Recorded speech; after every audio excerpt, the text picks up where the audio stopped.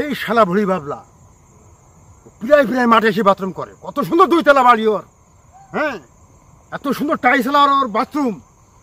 ও প্রায় প্রায় মাঠে এসে ও বাথরুম করে। ও কত সুন্দর সরকারি চাকরিও করে। ও দাঁড়া, আমি চান্সে আসি ওর, আমি ওর ভিডিও করিয়ে ওরা আমি ভাইরাল করে দেবো। আমি দাঁড়া দাঁড়া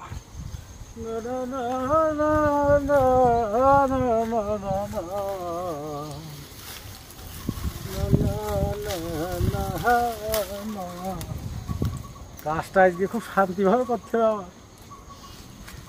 বাড়ি ভাড়া ভাল লাগে না, মাঠে ছাড়া আমার ভালোই লাগে না। একটা বিড়ি হলেই ভালো হইতো রে, বিড়ি নেই তো। যায় কামটা সেরি ফেলাই। কোনে বসা যায় চিন্তা ভাবনা করছি। এসে মাঠে এসে বাথরুম করে। ও মাঠে এসে বাথরুম করে। এই ভাইপু, কি এই আমি ভুড়ি বাবলা জাতি দেখেছিস? দেখিস ওই বাগানে এই দাঁতন ভেঙে দেখলাম ওই বাগানের দিক গেল। দাঁতন ভাঙিনি ওই বাগানের মধ্যে ঢুকেছে? হ্যাঁ সত্যি দেখেছিস তো? আমি দেখেছি। ঠিক আছে যা।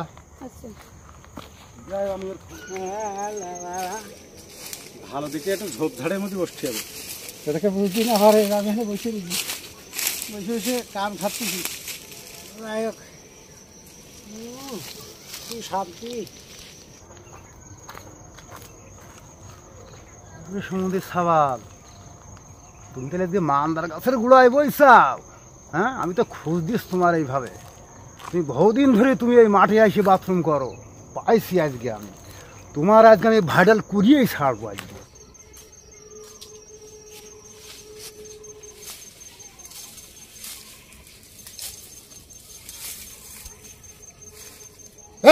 এই ভাই, এই তুই কি করতেছিস?